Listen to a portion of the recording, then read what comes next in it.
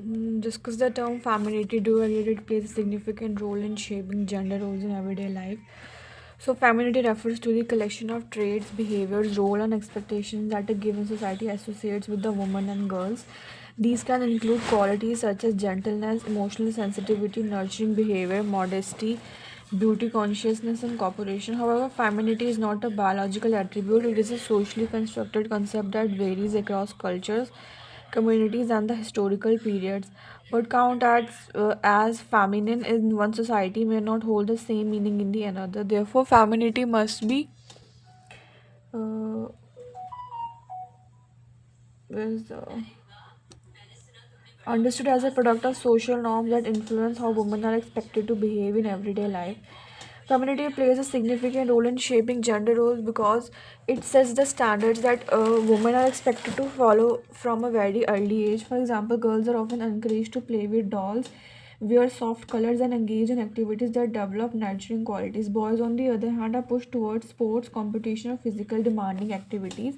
This early socialization creates a clear division of behavior, which later translates into expectation within family and the workplace environments. One everyday example of femininity shaping gender role is the association of women with caregiving tasks. Society often assumes that women are naturally better at emotional labor, caring for children, elderly family members, and managing household harmony. Due to this expectation, women are more likely to be assigned domestic responsibilities even when they are working full time jobs. This contributes to the double burden where women perform paid work outside and unpaid caregiving inside the home. The idea that nurturing is a feminine quality reinforces these unequal roles. Another example is the emphasis on the beauty and appearance. Women are frequently judged based on how well they conform to societal standards of the femininity, such as slimness, fair skin, long hair, or fashionable dressing. This shapes gender roles by placing women under continuous pressure to invest time and resources in maintaining their appearance. In contrast, men are rarely judged so intensely on these criteria. As a result, femininity influences how women spend their time, money, and emotional energy, reinforcing the idea that their value is linked to appearance. In the workplace, too, femininity shapes expectations. Women can show assertiveness or leadership, may be perceived as unfeminine or aggressive, while those who are soft spoken or gentle may be preferred but not taken seriously for leadership roles. This double standard restricts women's career opportunities. Jobs such as nursing, teaching, or social work seen as caring professions are still considered more suitable for women because they align with the traditional feminine characteristics. Even in media, femininity is portrayed through stereotypical images of women as emotional, dependent, or beauty oriented. These representation influence how society views women and how women view themselves, further reinforcing gender norms. Thus, femininity plays a crucial role in shaping gender roles in everyday life by prescribing what women should be or do. While femininity can be a valid form of self expression, problems arise when it becomes a rigid expectation that limits women's choices. Recognizing femininity as a socially constructed is essential for challenging stereotypes and promoting gender equality. Labor force participation and the economy, a gender's perspective. The relationship between labor force participation and the economy is deeply influenced by the gender. Labor force participation refers to the proportion of people who are either employed or actively seeking work. From a gender perspective, it highlights differences in how men and women contribute to economic activity, how they benefit from the economic growth, and how social norms and structural barriers shape their employment opportunities. Understanding this relationship is essential because gender inequality in the labor market directly affects national productivity, household income, and the overall economic development. Women's labor force participation is closely linked to the level of the economic growth in a country. When more women engage in the paid work, the available workforce expands, leading to higher production, increased innovation, and improved economic output. For example, studies in India show that if women participation rates reach the same level as the men, the country's GDP would increase significantly due to the large female population entering various sectors. However, patriarchal norms often restrict women from participating fully in the economy, resulting in a substantial loss of the potential economic contribution. Cultural expectation often assign women the primary responsibility of the household chores and caregiving. This unpaid domestic work limits their time and energy for paid employment. In many rural areas, women work long hours in subsisting farming, household maintenance, or livestock care. Although these tasks are economically valuable, they are really recognized as a part of the formal labor force. As a result, women's sexual contribution to the economy is underestimated, and the policymakers may fail to design policies that supports women's needs. Gender inequality in the labor market also shows up in the wage gaps and the occupational segregation. Women are often employed in the low paid, informal, or part time jobs such as domestic work, tailoring, or the childcare services, while men dominate high paying sectors like engineering, manufacturing, and technology. These gender division of the labor affects overall economic productivity because skilled women may remain underpaid or unemployed despite having all the qualification to contribute more significantly. For instance, even though many women in India graduate with degrees in science or technology, a much smaller percentage enter formal STEM employment due to gender biases in hiring, workplace discrimination, and family pressure. An example of gender impact on the economy can be seen in the countries where supportive policies improve women's participation. In Nordic countries, the availability of the childcare services, flexible work hours, and paid parental leave has enabled high female participation rates. As a result, these countries enjoy strong economic growth, high productivity level, and better gender equality. This demonstrates that when structural barriers are removed, women contributes more effectively to the economy. Similarly, in the self-help groups in India, women participation is microfinance and small-scale entrepreneurship has standard local economies. Women who previously had little access to income-generating activities now run businesses, contribute to household income, and improve community welfare. Their participation also empowers them socially, increasing their decision-making power within families. In conclusion, from a gender perspective, labor force participation and the economy are the closely interconnected. Higher women participation enhances economic growth, reduces poverty, and the promotes equality. However, persistent gender norms, unequal access to education, safety concerns, productive and the reproductive work concerning gender. Productive and reproductive work are two major categories used to understand gender divisions of the labor in market. Productive work refers to activities that produce goods or services for the market and generate income. These include agriculture, manufacturing, teaching, office work, construction, and other paid forms of employment. Because productive work is linked to wages and economic growth, it is highly valued and is more commonly associated with men. As a result, men's contribution to the economy is more visible and recognized.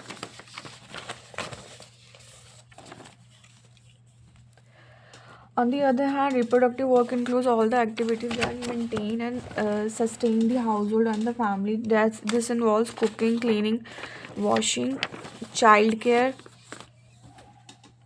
caring of the elderly, collecting water or firewood, and managing emotional and the social responsibilities within the family. These tasks are essential for the survival and the functioning of the society, yet they are unpaid and undervalued.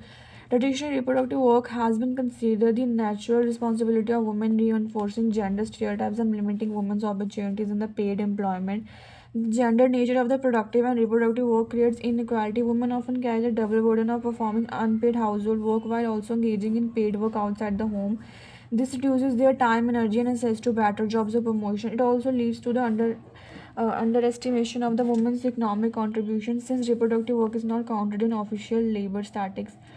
Understanding these two forms of work from a gender perspective highlights the need of to recognize, redistribute, and reduce unpaid care work to achieve gender equality and ensure women's fuller participation in economic and the public life.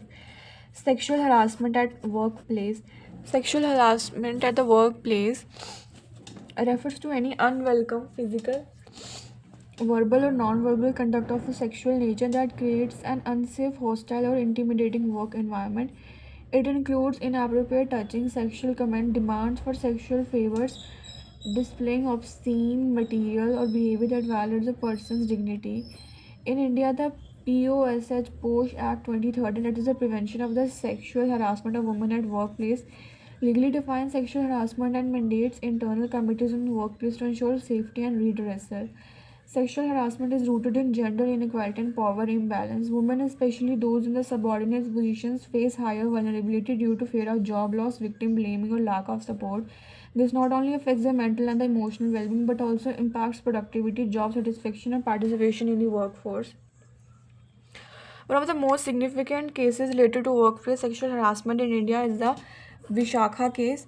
It arose after the brutal gang rape of the Bhanwari Devi, a social worker from Rajasthan who was attacked for attempting to stop a child marriage. Instead of receiving protection, she faced discrimination and harassment even from the officials. Case of the Vishakha case, in which the Bhanwari Devi, which is a social worker from Rajasthan, was attacked for attempting to stop a child marriage. Women's group filed a public interest litigation, which is a PIL, leading to the landmark Vishakha guidelines, where the Supreme Court recognized sexual harassment as a violation of fundamental rights. The court directed all workplaces to establish complaint committees and preventive mechanisms. These guidelines later became the basis for the Posh Act 2013. The case highlights how legal intervention, awareness, and the institutional support are essential to creating safer workplace and empowering women to work without fear. Role of mass media and gender in India. Mass media, comprising television, film, newspapers, radio advertising, and digital platforms, play a powerful role in shaping public attitudes, behavior, and culture norms in India. When examined from a gender perspective, media becomes an influential tool that can either reinforce gender stereotypes or challenging existing inequalities. Its impact is particularly significant in a diverse society like India, where traditional norms intersect with the modern values. Historically, Indian mass media has often portrayed women through stereotypical role: homemakers, caregivers, romantic interest, or victims. In films and television series, women are frequently shown as emotional, submissive, or dependent, or the male characters. Such representation reinforces patriarchal norms while limiting women's identities to domestic or beauty-related roles.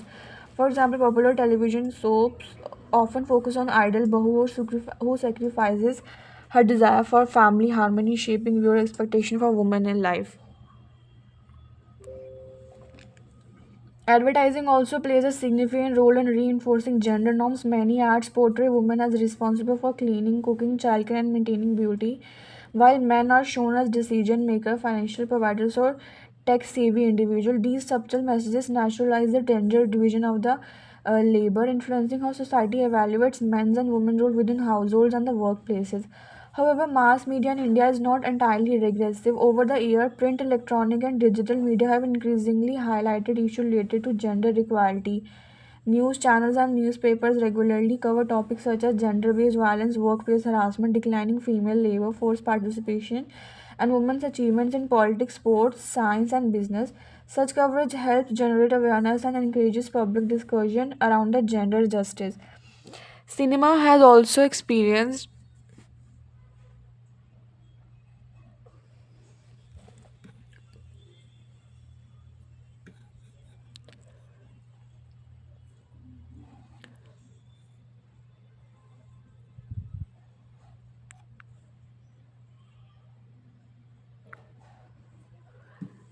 Cinemas also experience a shift. Films like The Pink, Thappad, Dangal, and Chak De India challenge patriarchal attitudes and celebrate women's independence, consent, and achievement. These narratives encourage audience to question traditional norms and recognize women as dynamic individuals with aspirations beyond domestic roles. Similarly, digital platforms like the YouTube, Instagram, and OTT services have opened space for diverse voices, including women from the marginalized backgrounds, to express their experiences and the challenge stereotypes. Mass media has also played a vital role in women's empowerment through awareness campaigns. Government initiatives such as Beti Bachao, Beti Padhao, Swachh Bharat, and campaign promoting menstrual hygiene use media to reach millions. These campaigns help break taboos, encourage education, and normalize conversation around health and gender equality. At the same time, media can perpetuate harmful gender norms through objectification. Song, videos, film, and advertisement often present women as sexual objects, focusing on beauty and desirability rather than individuality or capability. This contributes to unrealistic beauty standards.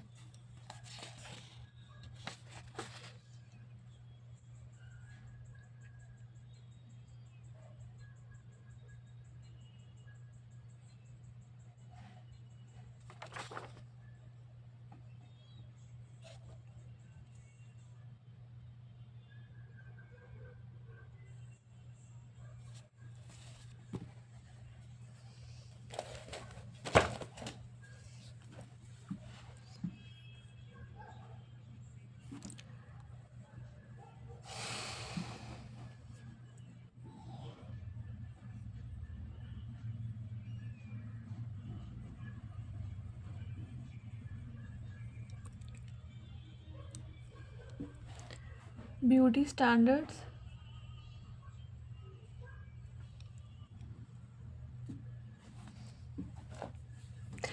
Masculinity and its social implication.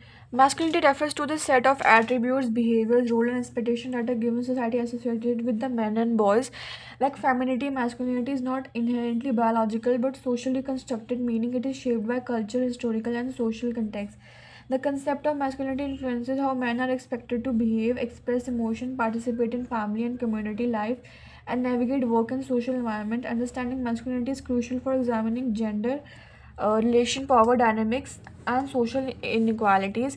Traditionally, masculinity has been linked to traits such as strength, assertiveness, competitiveness, independence, rationality, and emotional restraint.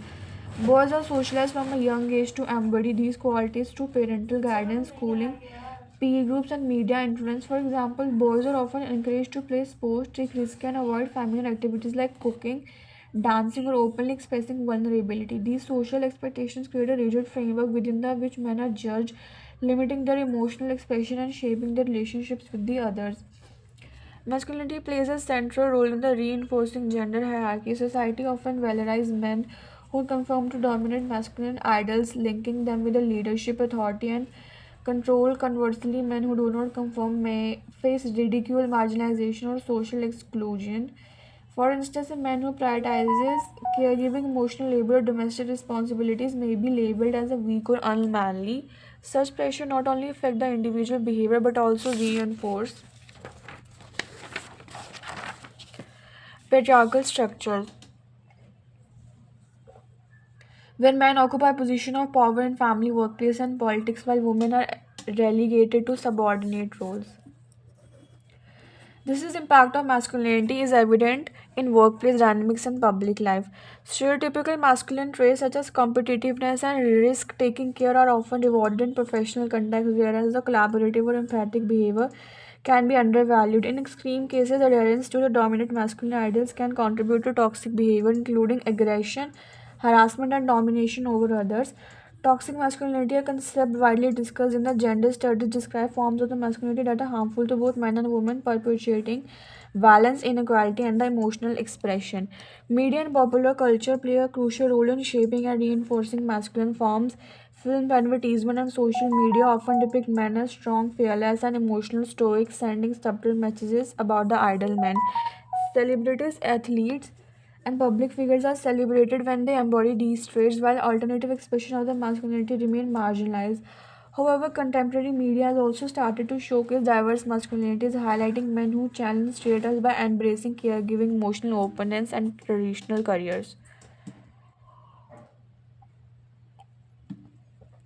Masculinity is not uniform, it intersects with factors such as class, caste, race, sexuality, and age. For example, a middle class urban man may be expected to display professional success and physical fitness, while working class men may be judged more on their physical labor or ability to provide economically. This diversity shows that the masculinity is contextual and socially negotiated rather than fixed. In conclusion, masculinity shapes social expectations, power relation, and individual behavior, while the traditional masculine norms have reinforced gender hierarchies and restricted emotional expression. Awareness of the diverse masculinities offers the potential to challenge stereotypes, promote equality, and encourage healthier, more inclusive expressions of the identity for men. Understanding masculinity critically is essential for creating a society where both men and women can thrive without the constraints of the rigid gender norms. Liberal feminism is a strand of feminist truth that emphasizes equality between men and women, particularly through legal, political, and educational reforms. It is rooted in the liberal political philosophy, which values individual rights, freedom, and equality before the law. Liberal feminists argue that women should have the same opportunities as men in all spheres of life, including education, employment, politics, and the personal decision making. The primary focus of liberal feminism is on removing legal and the institutional barriers that restrict women's participation in society. It advocates for laws that ensure equal pay, access to education, reproductive rights, and protection against discrimination. Early liberal feminists such as Mary Wollstonecraft and John Stuart Mill campaigned for women's right to vote, property ownership, and access to education. Modern liberal feminism continues to address issues like the workplace equality, gender representation, politics, and combating gender-based violence through legislation. Mary Wollstonecraft and John Stuart Mill. Liberal feminism operates on the belief that gender equality largely due to social and institutional constraints rather than the inherent differences between men and women. Therefore, it promotes reforms rather than radical social upheaval. Education is seen as critical tool to empower women, enabling them to compete. The the triple burden of women. The term triple burden refers to the multiple roles and responsibilities that women are expected to perform simultaneously. Women often manage priority work, reproductive work, and community work. For example, a working mother may spend her day at the office, return home to cook and care for her children, and participate in the local community or social duties.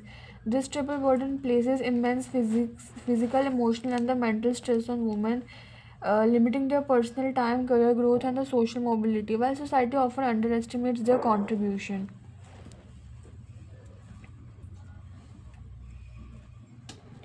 Social construction. The social construction of gender refers to the idea that society, rather than biology, shapes the role, behavior, and expectation associated with being male or female. From childhood, individuals are taught what is considered appropriate for the gender through family, education, peer groups, media, and religion. For example, girls are often encouraged to be nurturing and gentle, while boys are encouraged to be assertive and independent.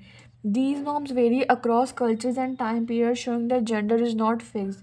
Understanding gender as a socially constructed helps challenge stereotypes and promote equality by questioning rigid roles imposed by the society. Gender differences in language reflect how men and women communicate differently due to socialization and cultural expectation. Women often use language to express emotions, build relationships, and show politeness using features like tag, quotient, hedges, and intensifiers. Men, in contrast, may use language to assert authority, compete, or convey information directly, often employing interruption or declarative statements. These differences are not innate but learned, shaped by societal norms and expectations. Recognizing these patterns help in understanding communication styles, reducing misunderstanding, and addressing gender biases in the professional, social, and the educational settings.